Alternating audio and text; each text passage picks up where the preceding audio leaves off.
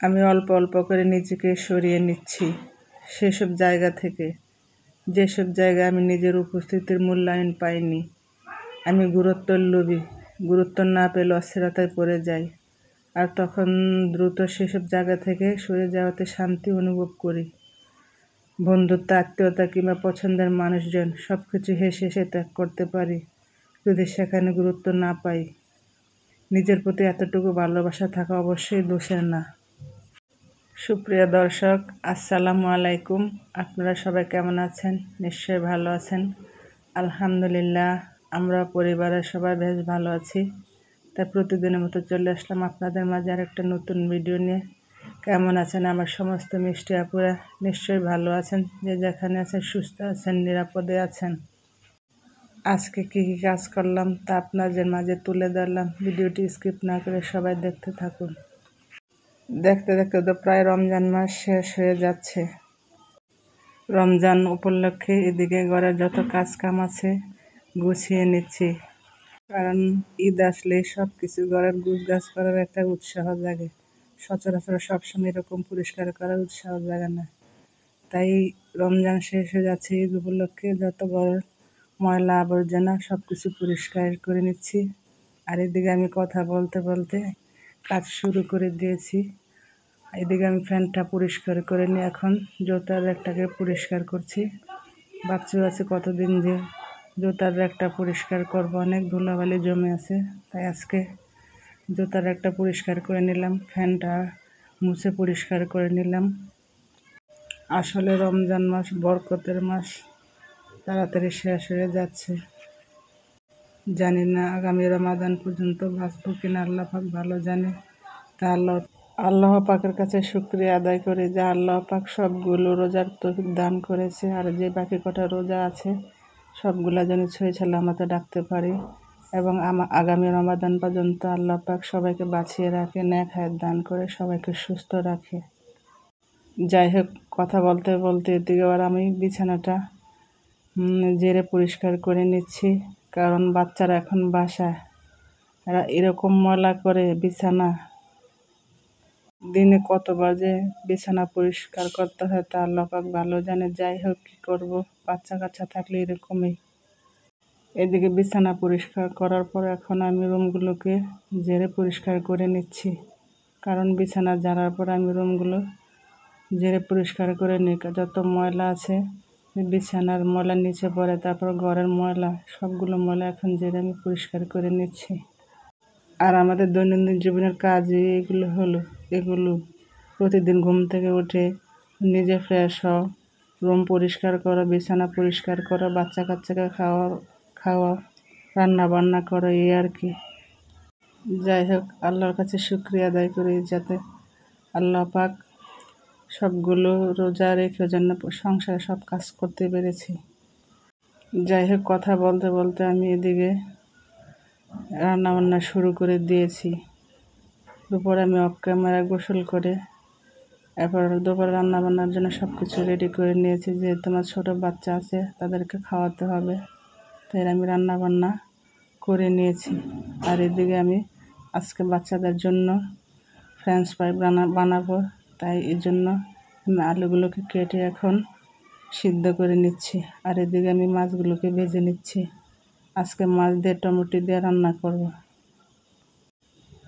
আজকের কোনো ইফতারি বানাবো না, সেই জন্য দুপুরে রান্নাবান্না করে নিচ্ছি। আর এদিকে ফ্রেঞ্চ ফ্রাই ভাজার জন্য আলুগুলোকে সিদ্ধ করে আমি তারপরে অর্ধেক ভাপিয়ে নিয়ে নামিয়ে নেব। এরপর আমি ডিপ ফ্রিজে 1-1.5 ঘন্টার মধ্যে আলুগুলোকে রেখে দেব, তারপর আমি এগুলোকে ভেজে নেব। এদিকে তো আমার বাচ্চারা বাসা অনেক হই হুল্লোড় আনন্দ করতেছে। বিশেষ করে আমার ছোট ছেলেটা, আমার মেজো ছেলে মাদ্রাসায় থেকে এসেছে। 2 ভাই একসাথে হলে তো কোনো কথাই নেই, ঘরটাকে একদম মাতিয়ে রাখে। যাই হোক, বাচ্চারা এরকমই করে। আবার তো ঈদ আসতেছে, সেই আনন্দে। যাই হোক, আমি সবার জন্য দোয়া করি, সবাই আমার পরিবারের জন্য দোয়া করবেন যাতে আল্লাহ পাক আমার পরিবার সবাইকে ভালো রাখে, সবাইকে ভালো রাখে। আর এদিকে আমি বড়া বানানোর জন্য ফ্রাই প্যানে তেল দিয়ে নিচ্ছি, কারণ ফ্রিজে অনেক দিন হয়। ডাল বাটা আছে, ডাল বাটা দিয়ে আমি বড়া বানিয়ে নিচ্ছি। আর এদিকে কথা বলতে বলতে আমার আপুদের কাছে একটা রিকোয়েস্ট করে নিচ্ছি, যারা আমার ভিডিওটি দেখতেছেন প্রত্যেকে আমার ভিডিওর নিচে একটা লাইক দিয়ে ভিডিওটি কন্টিনিউ করুন, কারণ আপনাদের একটা লাইক আমাকে অনেক দূর এগিয়ে নিয়ে যেতে পারে। আমার কোনো কথার মাঝে ভুল ত্রুটি হলে আমাকে ক্ষমা করে দিবেন। আর আপনারা সবাই আমার পাশে থাকবেন। আর আমার ছোট ছেলে এই বড়াকে বললে পিঠা, হ্যাঁ খুব পছন্দ করে এই বড়াকে পিঠা বলে খায়। তো তার জন্য বানিয়ে নিলাম এই বড়া। আর রান্না করার সময়, কাজ করার সময় আমার ছেলে যে কত বিরক্ত করে তা আল্লাহ পাক ভালো জানে। আর বিরক্ত সহ্য করে সংসারে সব কাজকর্ম গুছিয়ে নিই, কারণ বাচ্চারা এরকমই করে, তাদের এসব সহ্য করে সব কিছু সামলাতে হবে। কথা বলতে বলতে আমি এখন আলুগুলি কষানোর পর এখন টমেটোগুলো দিয়ে ভালো করে কষিয়ে নিচ্ছি। আর এদিকে আমার বড়াগুলো বানানো কমপ্লিট হয়ে গেছে। এখন আমি তরকারির মধ্যে ঝোল দিয়ে দিব, কারণ তরকারি কষানো হয়ে গেছে। আর আজকে টমেটো দিয়ে মাছ দিয়ে রান্না করলাম। বাচ্চারা তো দুপুরে খাওয়ার সময় বলছে ভালোই হয়েছে, কারণ তারা সচরাচর টমেটো তরকারি খেতে চায় না, ওদের মাছ ভেজে দিলে খেতে চায়। তা আজকে ইচ্ছা করে তাদেরকে তরকারির মধ্যে মাছগুলো দিয়ে আজকে তরকারি দিয়ে মাছ দিয়ে খাওয়াচ্ছে, ওরা খুব ভালোই বলছে। যাই হোক আমি অত বড় লোক না, আমার সংসারে যা যা কাজকর্ম করি তা আপনাদের মাঝে শেয়ার করি, যা রান্না বান্না করি তা শেয়ার করি। আর আল্লাহর পাকে শুকরিয়া আদায় করি, আল্লাহ পাক যে অবস্থা রাখছে আলহামদুলিল্লাহ। আর এদিকে আমি ফ্রেঞ্চ ফ্রাই বানানোর জন্য আলুগুলোকে কেটে এখন আদা সিদ্ধ করে নিয়ে নিচ্ছি। এগুলোর মধ্যে একটু লবণ আর ভিনেগার দিয়ে এখন কতক্ষণ সিদ্ধ করার পর এগুলোকে এখন উঠিয়ে নিচ্ছি।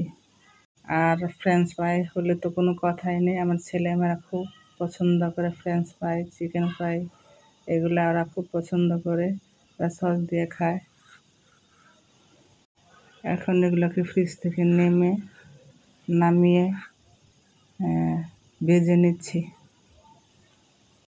আবার আপনাদের কাছে ক্ষমা চাচ্ছি, যদি আমার ভিডিওর কোনো কথার মাঝে ভুল ত্রুটি হলে আমাকে ক্ষমা করে দিবেন।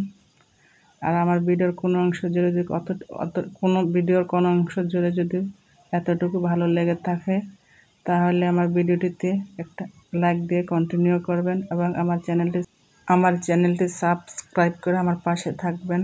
কথা বলতে বলতে এদিকে আমি প্রায় ভিডিওটির শেষ পর্যায়ে চলে এসেছি। অসংখ্য ধন্যবাদ সবাইকে। আল্লাহ হাফেজ। আসসালামু আলাইকুম।